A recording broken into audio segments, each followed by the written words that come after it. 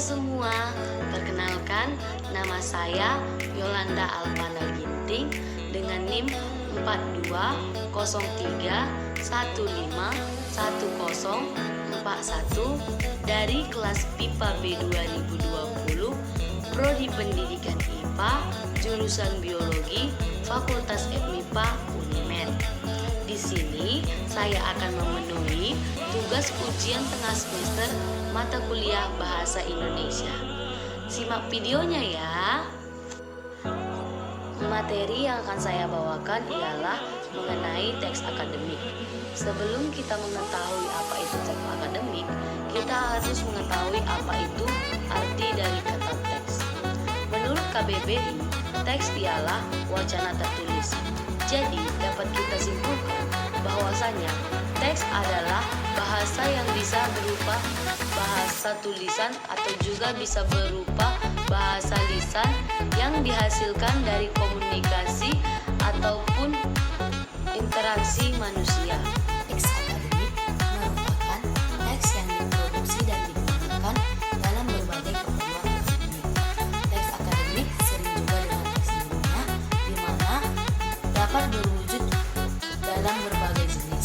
Misalnya buku, ulasan buku, proposal penelitian,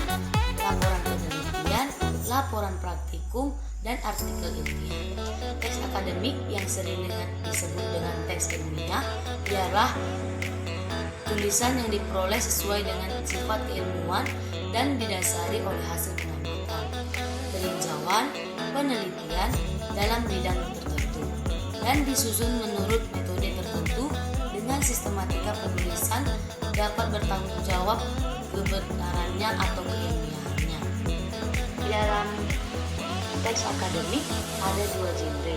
Yang pertama itu genre makro dan yang kedua itu genre mikro. Di mana genre makro ialah genre yang digunakan untuk menamai sebuah jenis teks secara keseluruhan. Dan genre mikro adalah subgenre yang lebih kecil yang terdapat di dalamnya dan dipayungi oleh genre makro tersebut. Dan luas, ciri-ciri teks akademik ialah yang pertama itu secara objek, teks akademik harus memiliki fakta objek yang diteliti. Yang kedua itu secara fakta pengamatan, teks akademik dapat dibuktikan dengan pengamatan atau objektif. Yang ketiga itu secara tata rujukan, teks akademik harus bersifat metodis dan sistematis. Yang keempat itu secara bahasa, teks akademik menggunakan bahasa yang ilmiah atau bahasa baku yang baik dan benar.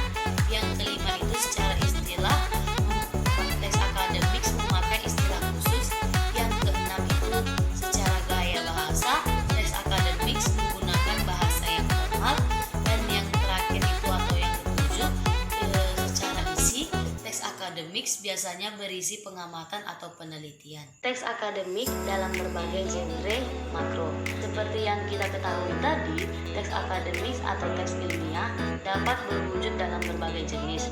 Yang misalnya buku, ulasan buku, proposal penelitian, laporan penelitian, laporan praktikum, dan artikel ilmiah.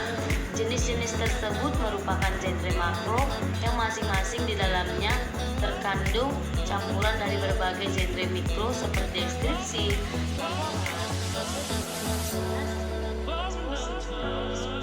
di mana genre makro adalah genre yang digunakan untuk menamai sebuah jenis teks secara keseluruhan, sedangkan genre mikro adalah subgenre yang lebih kecil yang terdapat kaitan dari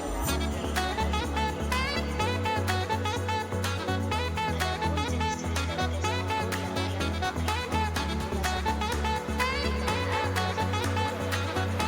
ulasan buku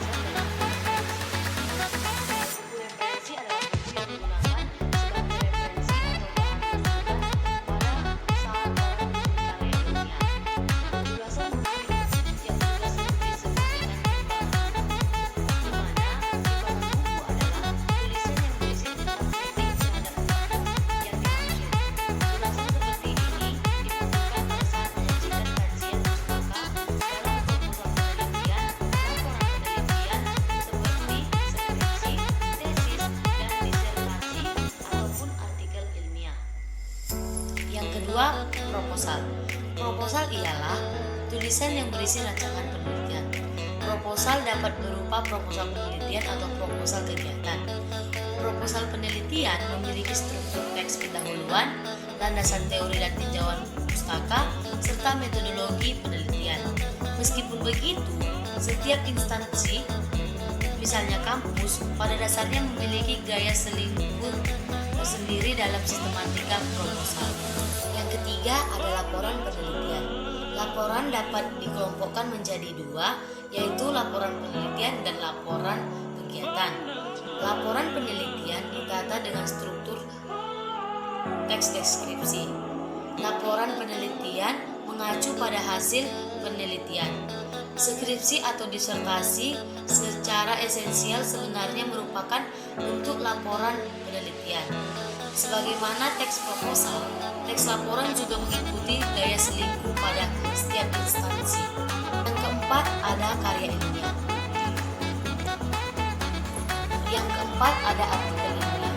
Artikel ilmiah dapat dikelompokkan menjadi artikel penelitian dan artikel konseptual. Dalam hal ini, artikel penelitian adalah artikel yang disusun berdasarkan sebuah laporan penelitian. Sedangkan artikel konseptual adalah artikel yang disusun sebagai hasil pemikiran secara konseptual. Artikel ilmiah akan mendapat legitimitas akademiknya apabila dipublikasi di jurnal yang berpotensi. Yang terakhir ada orisinalitas. Menurut KBBI, orisinal berarti asli. Jadi, teks akademik yang disusun bukan merupakan teks hasil plagiasi atau copy paste dari teks-teks yang sudah ada.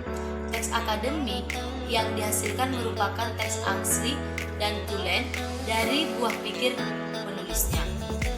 Pada era keterbukaan data seperti saat ini, siapapun mudah untuk memperoleh data untuk teks yang kemudian nantinya akan disusun dalam bentuk teks akademik yang baru.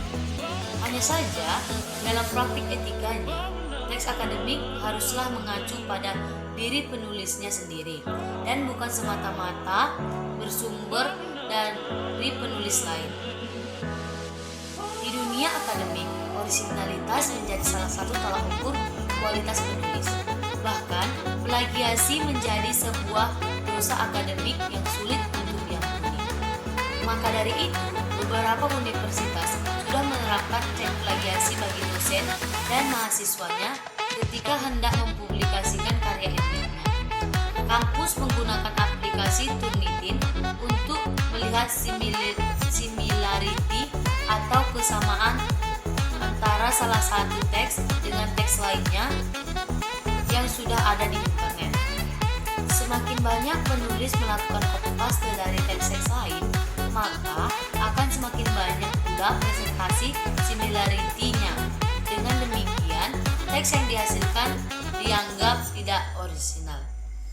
Hal-hal yang perlu diperhatikan agar teks akademik yang disusun lolos cek plagiasi. Hal-hal yang perlu diperhatikan agar teks akademik yang disusun lolos plagiasi. Yang pertama itu, tandai teks yang merupakan karya sendiri dan teks yang merupakan hasil copy paste. Yang kedua, fokus pada teks yang merupakan copy paste dan buat dalam bentuk parafrase. Ketiga itu, teknik parafrase merupakan teknik mengubah susunan kalimat dan mengubah beberapa suku kata tanpa mengubah arti dan makna kalimat tersebut. Yang keempat, setiap kutipan biasakan ditulis dengan menggunakan bahasa sendiri, jangan semata-mata melakukan copy paste. Dan yang terakhir, perbanyak membaca agar wawasan menjadi luas dan mampu menghasilkan teks yang orisinal dan bersumber dari bacaan sendiri tanpa melakukan plagiasi. Demikian materi yang saya sampaikan. Kiranya materi yang saya sampaikan